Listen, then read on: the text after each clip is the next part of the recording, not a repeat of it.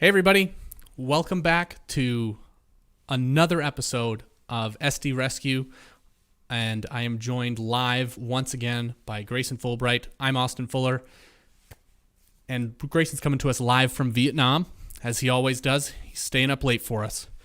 Grayson, how about you tell the good people what's going on in today's show? Well, hello everyone. Thank you for joining us. For those of you who are able to join us today, the email we're going to be reviewing today is one that I think goes to the heart of a lot of things we've talked about in past episodes, which is namely talking too much about yourself and your brand, as well as not paying attention to the length and the structure of your email, which can be important when people are actually opening it to see if they want to spend time on it. So I'm really excited today to go over this email. Another thing that I wanted to bring up that we'll go over in the rewrite is this episode, I wanted to try a different approach in the rewrite, where instead of always trying to get on a call or use, the open-ended CTA of would you, be interested in connecting, I try to take it a different direction and see how you can use different journeys to still get a sales process kicked off without directly asking for a call to go over like a sales discovery. Oh, push the wrong button, but that's okay. We're going to jump into the screen share, but I really like what Grayson's talking about, and we'll talk about a little more in the rewrite, but especially for larger companies or larger deals, this approach is going to work really well. Just, moving things to I think as sales reps, we oftentimes forget that we're not closing to get a meeting or closing a deal. We're closing on the next best step in the process. And there's a bunch of smaller decisions of next best steps throughout the sales process. And you have to address those even in prospecting, right? So let's jump into the rewrite here. This week, sorry for everyone last week when I didn't zoom in properly. The proper zoom has been applied. We are at 150%. So with a properly zoomed browser window, let's kick it off. Hi, Austin. We have not properly met. My name is whatever, and I oversee the potential relationship with Nuarx here at our company, the leading webinar marketing platform. Data-driven customers looking for an engaging and interactive solution use our company for their webinars, as our technology allows for a seamless experience for attendees, no apps, downloads, or plugins to get in, to create a fully brandable and interactive interface. Attendees can download resources, fill out surveys, complete polls, etc., and ultimately measure ROI through our incredibly detailed reports and analytics that integrate with your CRM and marketing automation systems. Holy run-on sentence. Parentheses are not grammatical devices. Okay. I would love the chance to connect and see if there's an opportunity for our company to help with your webinar efforts. Let me know if you have a few minutes over the next week or so. Oh, all right. Onto the color code. Okay, so yeah, I couldn't get through the reading of it because as somebody who tries their best to follow punctuation when reading, and look, and we all do it. We all follow the punctuation properly when reading, I think, at least for the most part. Some people may just have a habit of just like reading a whole email through, but I, for one, follow punctuation, and when I'm reading it out loud, especially, I follow punctuation. Oh, and as the self-appointed grammar police on the SDRescue show, you cannot use parentheses to join clauses. Don't do that. But the reason they're doing that, and so this goes into a bigger issue, right? Is the reason you're using the parentheses is because you're actually writing in parentheses the sentence you should have probably written instead of the clause that preceded it. Right? So every time they lead with a "we do," they put in parentheses "your problem." And so they go, "Here's what we do," and here's what we do, here's your problem to fix it. Or here's the problem to fix. When they should just get rid of the "here's what we do" and just keep the "here's your problem," or "do you have this problem?" Right? So I mean it's kind of, I know you can't dual color code these things, but if you could, this should be orange and the whole thing should be orangey blue. Because they assume you have these problems. That's why they toss them in the parentheses. Yeah, and to be honest, I don't think they really address any problems in the email. And I think that's the big one piece that I would want to bring up is if you leave all else the same, okay, fine. But You need to have something else other than stuff about you and your brand and a future that you pitch, because kudos to them for actually sharing something that the prospect can grasp onto, which is a seamless experience for attendees. I thought that was good. But what if they already have a seamless experience for attendees? Or Or if what they if think they do. yeah, what if they think they do? Or what if they are fine with the current experience they have and they're waiting for you to prove them wrong, that their experience is not up to par, which again kind of gets into a confrontational situation. So I think like big thing here is you need to add some sort of pain so that you can make all of this relevant, because all of this just as it stands kind of goes back to what we've talked about before in previous episodes, where it's really just a marketing landing page where I feel like the guy should have just sent me a link to click and read this rather than actually have to open up the email and just read something that I'd find on the website. I think another big problem that this email gets into, which is fixable, is in the big bulky part of the email, the big paragraph to run on. The reason why it's a run on is because this person is bringing out different topics and different things for the prospect to consider. And people know my thoughts on this. If you have something like that going on in your email, my personal philosophy, focus on one, save everything else for future steps, because don't expect to hit them with one magic email, one magic bullet. And I think if this person would have done that, I think you can already see just looking at the screen share, it would have been a lot smaller. If you use just one of his little pitches there, saying, our technology allows for a seamless experience for attendees with that parentheses in there, period. I think that would have been pretty compelling and a lot shorter. But because the person just continues and continues and continues, I personally think even if someone was interested or did resonate with some of these points, it's just too much to absorb, too much to digest. It's easy to get lost, easy to get distracted. And then at the end, people are looking at your question and saying like, oh, I have to reread this whole email to make sure that this is actually worth my time. So that would be my second piece of feedback is try to focus if you can, especially if your email ends up looking like this, where you're kind of talking about 3 different components of your product or service that all require commas and parentheses to kind of separate out that information. Yeah, I think this is somebody that is either new or has never really been taught. So it could be either. This person might have a lot of experience, but the thing about sales is that you can have 1 year of experience 10 times over and have 10 years of experience on your resume. So 1 year of experience 10 times is not the same. Like this person just hasn't had the ever been taught proper. I mean, just writing, right? I mean, this is a clear. They're trying to put so many ideas in so many directions as a problem. 2 things about what you said. So the first thing is should have just sent me a landing page. I actually think instead of sending this email, I would have just put the word interested ? And then my company's URL, like the homepage. It's going to get read probably. I mean, depending on what your subject line is, I suppose a little bit, but it might get, if I read it, what I mean by read is I'm probably going to read all of it if I open it. There's not much to read. Second, actually maybe what you do is you interested ? And just hyperlink the word interested. Right? That way it's not just like you don't see what it is. You click on the link. You have to at least hover over the link. Click the link. You're there. Although, that might get blocked by some cybersecurity software, external links and such. But the brand's fairly recognizable, I think, at least in the MarTech space, although there's so many companies in the MarTech space that everyone's recognized. I don't even know if you can be recognizable now. The second thing I wanted to say is that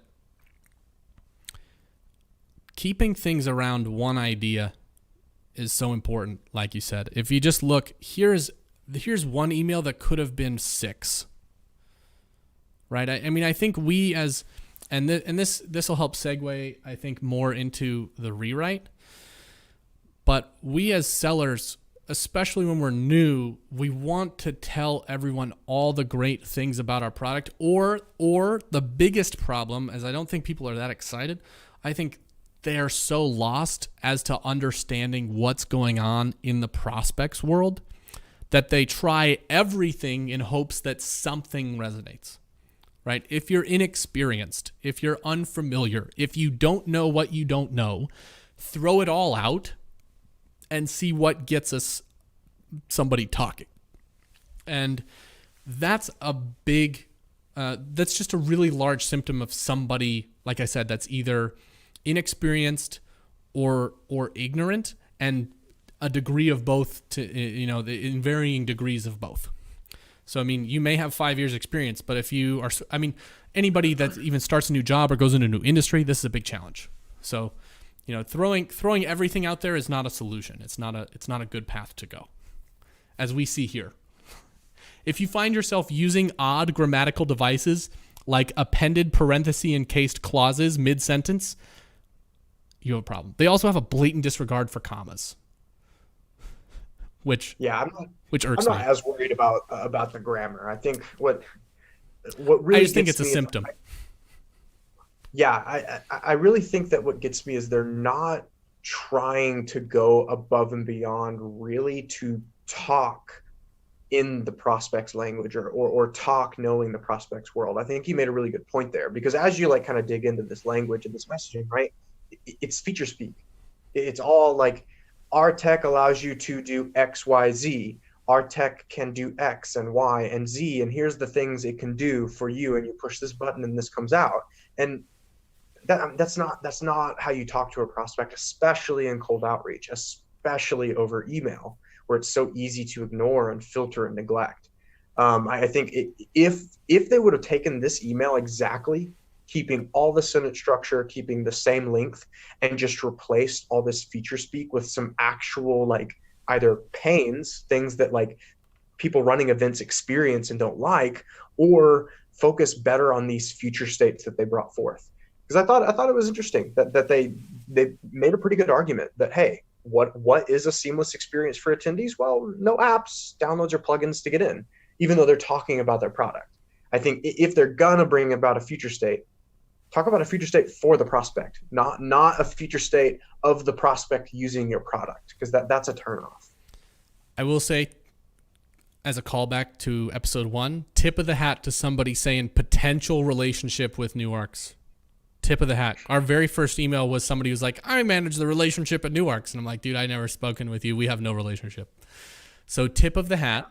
I still think it's wasted real estate that so here's the thing, is that the guru salespeople are mashing in talk about not about problems, but talk about prospects' problems, and talk about and it, like in the cold calling, there's a really popular opener right now, saying, hey, I'm calling you out of the blue, or hey, we haven't properly met before, and engaging that in cold calling when you have a live person on the phone. It helps be a pattern interruption. In email, I think it's wasted real estate. The pattern interruption, this isn't a pattern interruption in email. This is wasted space. So I do just want to call that out really quick. Let's go to the rewrite. I think I do want to say, though, tip of the hat to this person to at least not assuming the relationship too. So yes. So well played in that regard.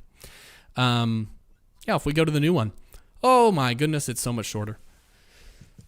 As always, once it gets put through the Grayson Fulbright food processor, it always goes from this to this. It always goes through Weight Watchers when we scroll through to page 3. You're a weird man, Austin. Just joking. Okay, no, so do you want to go ahead and read this one out? Yeah, I can. Hey, Austin, I noticed Newarks recently hosted a digital event and was curious if future events are on the horizon. Great question. As an attendee of many webinars, I've identified registrants often demand 3 things from an event: a seamless experience, no apps, no downloads, no 5-step registration process. 2, an interactive experience, networking and surveys instead of static videos. 3, an actionable experience, resources and follow-up conversations. Is Newarks planning to host another event soon? I'd love to join it, invite some people from my network to register, and then follow up with some feedback and insights based on my experience in the event space. Wow. Sorry, headphone warning for those out there. Okay, this is 10,000% better. Mainly because, so the biggest win for this, so first of all, your idea structure is so much better, and the problems are very well fleshed out. And I think we've talked about that a lot on the show to death. I want people to go into that very last point, and I'm sure you'll talk about it a little bit more, but how much of a pattern interrupt is it going to be to say, hey, I'd love to join your event, bring some people to your event, and offer some insights or feedback or whatever, right? Like, how much different is that? That's like, dude, the last time a salesperson offered to do something nice for me it's been a lot. I mean, besides last week when the guy said he wanted to buy me a gift card if I won a random bet, has been a long time. It's been a long time. Yeah, I think what I tried to do here is at the beginning of the episode, I mentioned I didn't want to just ask for a call. I wanted to show a way that you could actually engage with someone who's ideally qualified. I think the big kind of caveat of this email is you should be targeting the right list, period. If you're not, this email is not going to be very good. If you sell event software, you should probably be targeting people who actually run events. But with that out of the way, I tried to show a different way that you can actually get someone very interested in having a conversation with you that could build momentum without directly asking for the call. And the way that I did that is, listen, if I'm selling event software, what's the one unique thing that I perceive and observe more than anyone else? People running events. That's my thing. I talk to and look up and research people doing events all the time. So why wouldn't I be a valuable resource as a viewer of an event? I'm a person too. Just because I'm selling doesn't mean that I can't join their events. And so my angle with this was like, I'm not even going to sell them.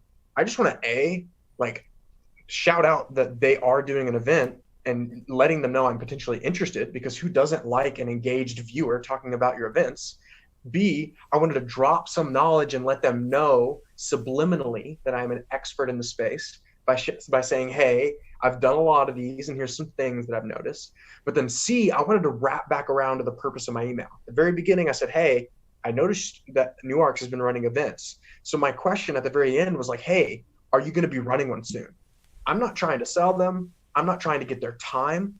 I am under the guise, I'm like disguised as an engaged viewer that's wanting to learn more about their events. And to be honest, if you're selling in the event space, it shouldn't even be a disguise. You should be genuinely interested in these people and what types of event operations they run, who they invite, what happens, how many registrants they get. That should all be at the top of your mind while you're talking about this.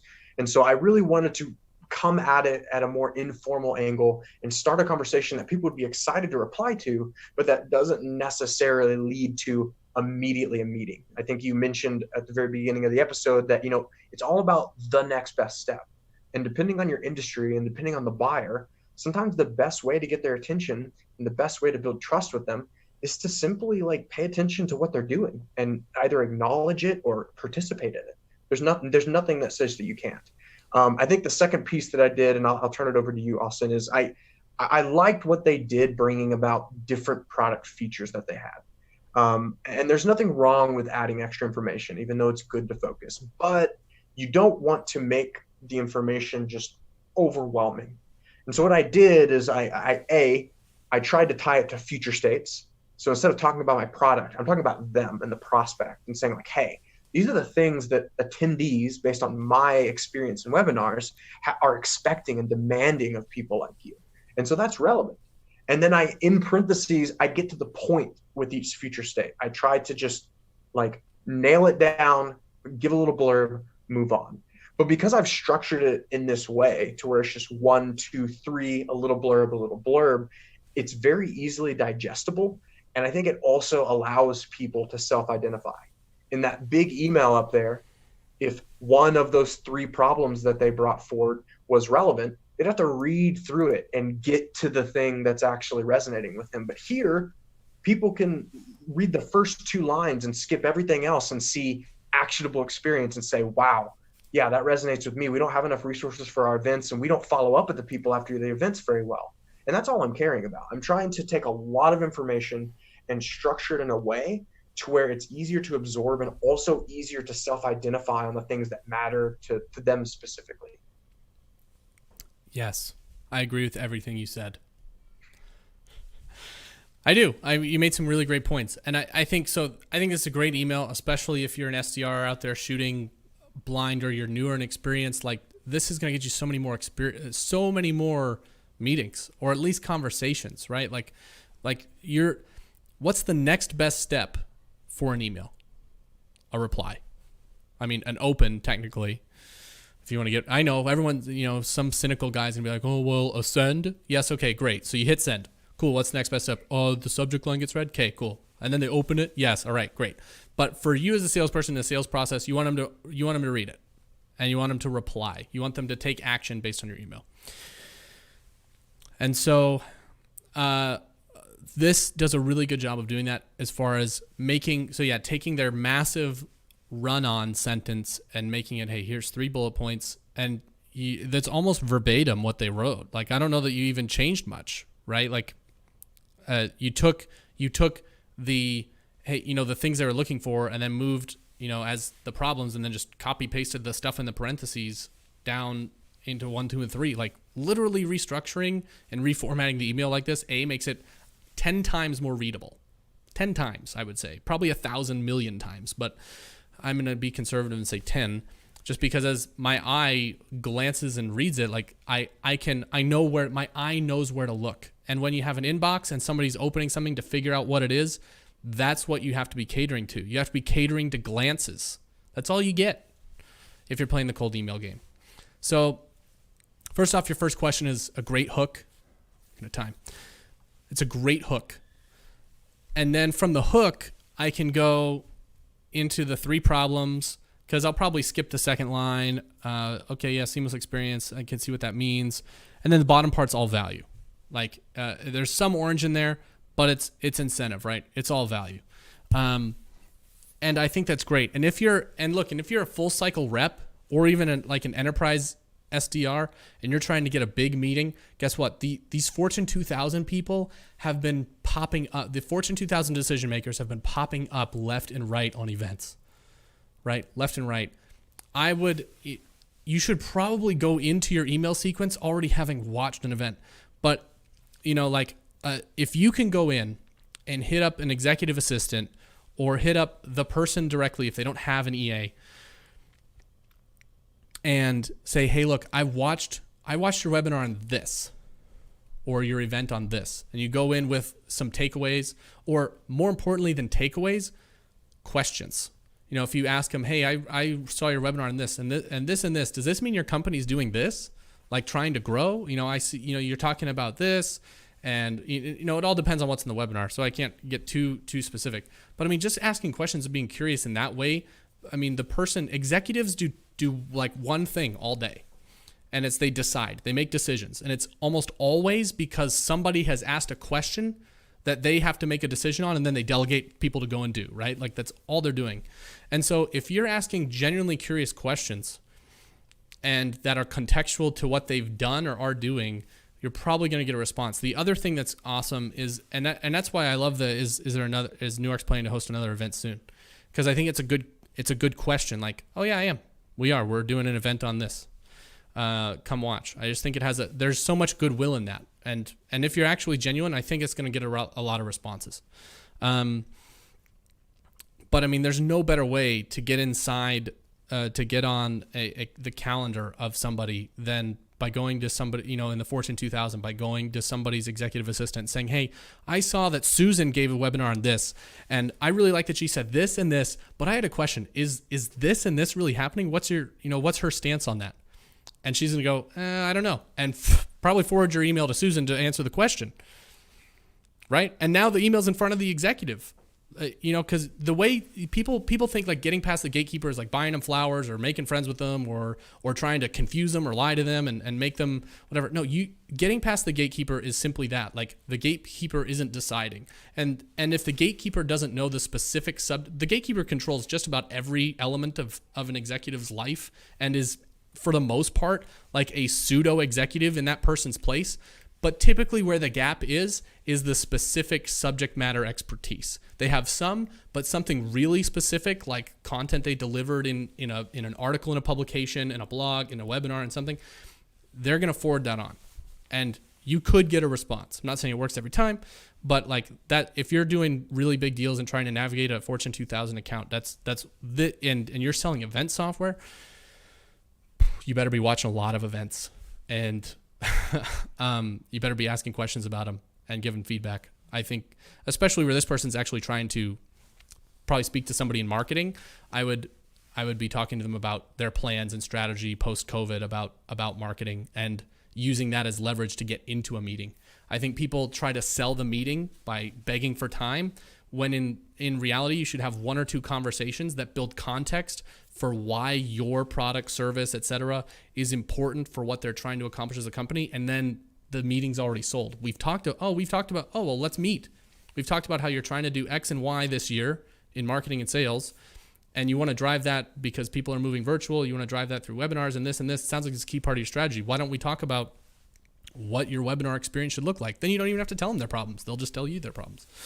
But or really what happens in discovery is you help them understand that they have problems, because the big challenge with emailing people problems is they may not know they have them. They may say, no, we have a pretty seamless experience, which is why they say no apps, no downloads and stuff like that. But, it's just a challenge.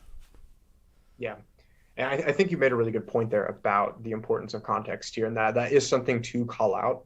I didn't really mean to do this, but Austin makes a good point that I'm kind of approaching this email under the assumption that I am a salesperson in the event space, and I myself would be actively in the events of the prospects that I'm targeting. And I think when we're talking about context here, some context you just can't build before you send the email. You have to send the email, let them know you exist, and see if you can get any traction. Yes. But there are so many things that you can do on the back end of your sales touches that can get you known. That's why LinkedIn is growing so massively for sellers, because they've realized, like, whoa, I can take the mind share of my prospects and influence their thinking without even sending them a direct message. And I think it's the same thing here. I think if this seller was smart, and if I were in this position, I would be attending every event I can get my hands on for these people, not only because it's valuable industry knowledge for me, valuable sales intelligence for that account, but it builds context. You could then literally follow up with an email that'll probably have a ridiculous open rate saying, hey, I just attended your event.